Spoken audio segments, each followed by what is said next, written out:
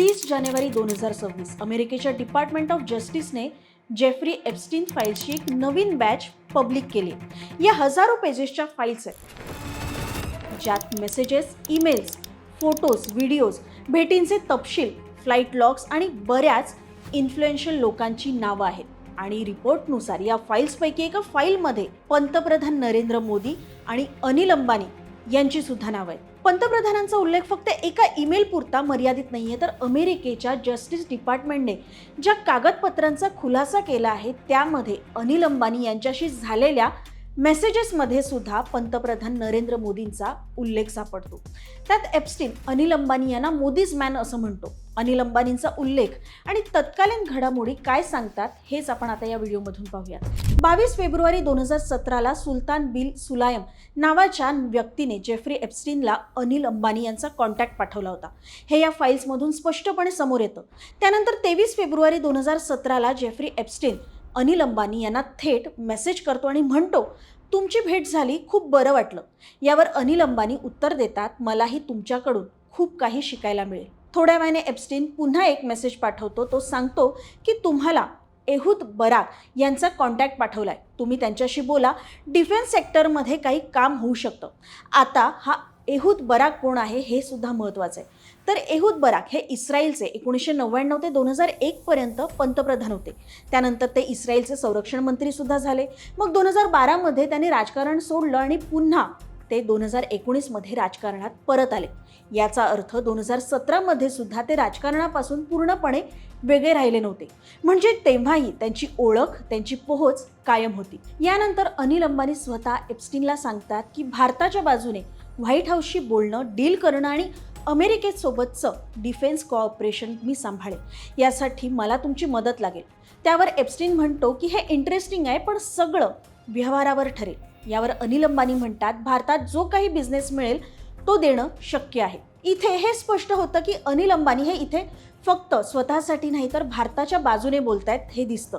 पण हा अधिकार किंवा सवलत त्यांना दिली कोणी, हा महत्त्वाचा प्रश्न उभा राहतो. एक भारतीय उद्योगपती अचानक एका वादग्रस्त अमेरिकन व्यक्तीच्या माध्यमातून इस्रायलचे माजी पंतप्रधान आणि थेट व्हाईट हाऊसपर्यंत पोहोचायचा प्रयत्न का करत होता, आणि भारतात जो काही बिझनेस मिळेल तो एप्स्टीनला देईल असं कशाच्या भरोशावर सांगत होता, आणि अनिल अंबानी नक्की कोणाच्या जीवावर बोलत होते. एप्स्टीन आपल्या पुढच्या एका मेसेजमध्ये म्हणतो की सिक्युअर म्हणजेच सुरक्षित बोलायचं असेल तर सिग्नल ॲप वापरूया, म्हणजे साध्या मेसेजेसऐवजी इन्क्रिप्टेड ॲपवर चर्चा करूया. त्यानंतर 3 मार्च 2017 रोजी एप्स्टीनकडून अनिल अंबानी यांना एक मेसेज जातो ज्यात तो त्यांना आतली गोपनीय माहिती देण्याचं आश्वासन देतो. याच मेसेजमध्ये एप्स्टीन वॉशिंग्टनला येणाऱ्या काही खास पाहुण्यांची यादी सुद्धा अनिल अंबानींना देतो. काही दिवस अजून काही मेसेजेस दोघांमध्ये एक्सचेंज होतात.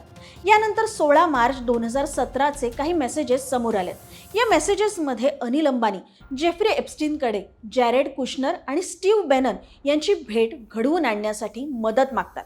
त्यावर एप्स्टीन उत्तर देतो की माझी पोहोच थेट व्हाईट हाऊसच्या आतपर्यंत आहे. त्याच दिवशी एप्स्टीन अंबानींना मेसेज करून सांगतो की जॅरेड कुशनर, स्टीव्ह बेनन कोणाकोणाला आणि किती लोकांना भेटणार आहेत. खरं तर त्या काळात स्टीव्ह बेनन हे डोनाल्ड ट्रम्प यांच्या कार्यकाळात व्हाईट हाऊसचे चीफ स्ट्रॅटेजिस्ट होते. यानंतर एप्स्टीन अंबानींना असाही सल्ला देतो की त्यांनी टॉम बॅरिक यांची भेट घ्यावी. आता हा टॉम बॅरिक कोण, तर टॉम बॅरिक हे एक मोठे रिअल इस्टेट इन्व्हेस्टर होते आणि त्या काळात ट्रम्प यांचे खूप जवळचे मानले जायचे. पुढच्याच दिवशी म्हणजे 17 मार्च 2017 रोजी एप्स्टीन टॉम बॅरिक प्रायव्हेट या ईमेल आयडीवर एक मेल पाठवतो. त्या मेलमध्ये तो लिहितो, एप्रिलच्या पहिल्या आठवड्यात अनिल अंबानी न्यूयॉर्कला येत आहेत. मोदी मे महिन्यात येणार आहेत. मला वाटतं तुम्हाला हे आवडेल. आता टॉम बॅरिक सारख्या माणसाला भेटण्यामागे अनिल अंबानी यांचा नेमका उद्देश काय होता, या दोघांच्या भेटीचा आणि मोदींच्या होणाऱ्या न्यूयॉर्क दौऱ्याचा नेमका संबंध काय होता. यानंतर त्याच महिन्याच्या 29 तारखेला अनिल अंबानी एप्स्टीनला मेसेज करून पंतप्रधान मोदींच्या वॉशिंग्टन दौऱ्याबद्दल विचारतात की व्हाईट हाऊसने काल संध्याकाळी PM मोदींच्या DC दौऱ्याची घोषणा केली आहे. नेमकी तारीख आणि वेळ सांगू शकाल का. 2 दिवसांनी अंबानी पुन्हा फॉलोअप घेतात आणि विचारतात, आपल्या पंतप्रधानांच्या DC दौऱ्याच्या तारखांबाबत काही कळले आहे का. त्याच वेळी ते ट्रॅक 2 बद्दलही विचारतात. ट्रॅक टू ही आंतरराष्ट्रीय संबंध आणि राजकारणातील एक संज्ञा आहे. याला ट्रॅक टू डिप्लोमॅसी असंही म्हणतात. ही एक अनौपचारिक कॉन्टॅक्ट करण्याची पद्धत आहे, ज्यामध्ये दोन देशांमधले सरकारी अधिकारी सोडून इतर लोक जसं की विचारवंत, एक्स डिप्लोमॅट, पत्रकार, शैक्षणिक तज्ज्ञ आणि नागरी समाजाचे प्रतिनिधी म्हणजेच NGOज, ट्रेड युनियन वगैरे अशा लोकांमध्ये संवाद होतो. यानंतर 12 एप्रिल 2017ला अनिल अंबानी एप्स्टीनला मेसेज करतात की अमेरिकेचे NSA म्हणजेच national security adviser McMaster दिल्लीला येत आहेत आणि PM मोदी जूनमध्ये अमेरिकेचा दौरा करणार आहेत. त्यावर एप्स्टीन अंबानींना विचारतो की मॅक मास्टरचा फोकस ISIS आणि नॉर्थ कोरिया आहे. तुम्हाला त्यांच्याकडून नेमकं काय हवंय? यावर अंबानी उत्तर देतात की इंडिया पाकिस्तान डिफेन्स. त्यानंतर अजून काही गोष्टी बोलून हे संभाषण संपतं. यानंतर 20 एप्रिल 2019ला अनिल अंबानी त्यांच्या लिस्टेड कंपन्यांच्या शेअर्सच्या बदल्यात एप्स्टीनकडे $750 मिलियन कर्ज मागतात. हा तोच काळ होता जेव्हा अनिल अंबानींना सुप्रीम कोर्टाने 453 कोटी रुपयांचं कर्ज फेडण्यासाठी सांगितलं होतं आणि ते कर्ज जर फेडलं नाही तर अनिल अंबानींना तुरुंगाची हवा खावी लागणार असती. एप्स्टीन कर्ज तर देत नाही, उलट सल्ला देतो की फक्त पैसा असणं महत्त्वाचं नाहीये, तर तो पैसा कसा, कोणत्या स्ट्रक्चर आणि कोणत्या संस्थांमध्ये फिरतो हे जास्त महत्त्वाचं आहे. म्हणजे जर पैसा योग्य एंटिटी स्ट्रक्चरमध्ये टाकला, म्हणजेच योग्य कंपन्या, ट्रस्ट, शेल एंटिटीज, ऑफशोर स्ट्रक्चर्समध्ये टाकला तर ते सांभाळणं, वाचवणं आणि हलवणं खूप सोपं होतं.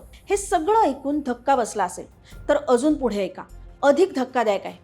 तपास यंत्रणांच्या मते अनिल अंबानींनी भारतीय बँकांकडून 5G टॉवर्स आणि सोलार प्रोजेक्ट्स उभारण्यासाठी मोठी कर्ज घेतली होती. पण आरोप असा आहे की हे प्रोजेक्ट्स प्रत्यक्षात उभे राहिलेच नाहीत. त्याऐवजी हा पैसा कंपन्यांच्या नेटवर्कमध्ये आणि ऑफशोर अकाउंट्समध्ये वळवण्यात आला.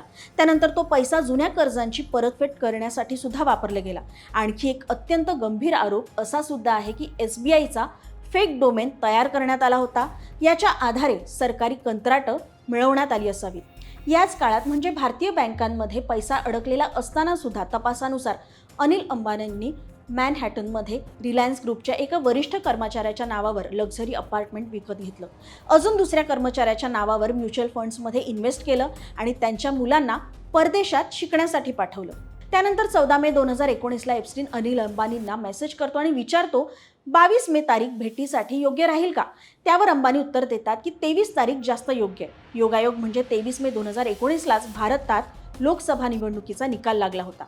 त्यानंतर 20 मे 2019 रोजी एप्स्टीन डोनाल्ड ट्रम्प यांचे माजी स्ट्रॅटेजिस्ट स्टीव्ह बेनन यांना मेसेज पाठवतो. त्यात तो लिहितो की मोदी कोणाला तरी माझ्याकडे भेटायला पाठवतोय. त्याच दिवसाचा आणखी एक ईमेल प्रिंटआउट समोर आलाय. हा ईमेल कथितपणे एप्स्टीनच्याच असिस्टंटने पुन्हा अनिल अंबानींना पाठवलेला आहे. त्यामध्ये लिहिलं आहे की आम्ही कन्फर्म करतो की 23 मे रोजी दुपारी 4:30 वाजता अनिल अंबानी जेफ्री एप्स्टीनला त्यांच्या घरी भेटायला येणार आहे. आता त्यावेळी स्टीव्ह बेनन हे ट्रम्प यांचे अधिकृत सल्लागार नव्हते, कारण ट्रम्प यांनी त्यांना आधीच पदावरून काढून टाकलं होतं. पण तरीही 2019 पासून स्टीव्ह बेनन वॉर रूम नावाचं एक प्रो राईट विंग पॉडकास्ट चालवत होता. हे पॉडकास्ट थेट ट्रम्प आणि मागा मुवमेंटच्या समर्थनात नरेटिव्ह तयार करत होतं. या दरम्यान बेनन आणि एप्स्टीन यांच्यात झालेल्या संभाषणात अनिल अंबानींचं नावही येतं आणि अंबानी एप्स्टीन यांची भेट झाली होती याची जणू अप्रत्यक्ष पुष्टीच मिळते, ज्यात तो अनिल अंबानींना हिज मॅन म्हणजेच मोदीज मॅन असं म्हणतो. एप्स्टीन बेनला सांगतो की मोदींच्या एका प्रतिनिधींशी त्याची खूप इंटरेस्टिंग भेट झाली होती. पुढच्या मेसेजेसमध्ये एप्स्टीन बेननला असं लिहितो की अंबानी असं म्हणत आहेत की वॉशिंग्टनमध्ये मोदींशी थेट कोणीही संवाद साधत नाही आणि मोदींचे सगळ्यात मोठे शत्रू चीन आणि पाकिस्तान आहेत. याच संभाषणात पुढे आणखी एक मेसेज येतो. त्यात एप्स्टीन बेनला सांगतो की मोदींचा माणूस तुमच्या विचारांशी सहमत दिसत आहे.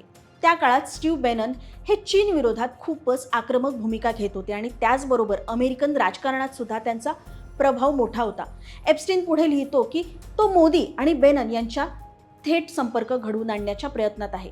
यानंतरचं पुढचं डॉक्युमेंट 24 मे 2019 आहे. यात स्टीव्ह बेननने एप्स्टीनला मेसेज केला आहे की तो अमेरिकन हिंदूंना एकत्र आणण्यासाठी मोदींवर 1 तासाचा शो करणार आहे. याच मेसेजेसमध्ये एप्स्टीन बेननला पंतप्रधान मोदींशी थेट भेट घडवून आणण्यासाठी लिहितो. याच दरम्यान इथे भाजप 2019ची निवडणूक जिंकते, तेव्हा एप्स्टीन अंबानींना मेसेज करतो की मोदींनी स्टीव्ह बेननला भेटलं पाहिजे आणि त्यावर अंबानींचं उत्तर येतं शुअर.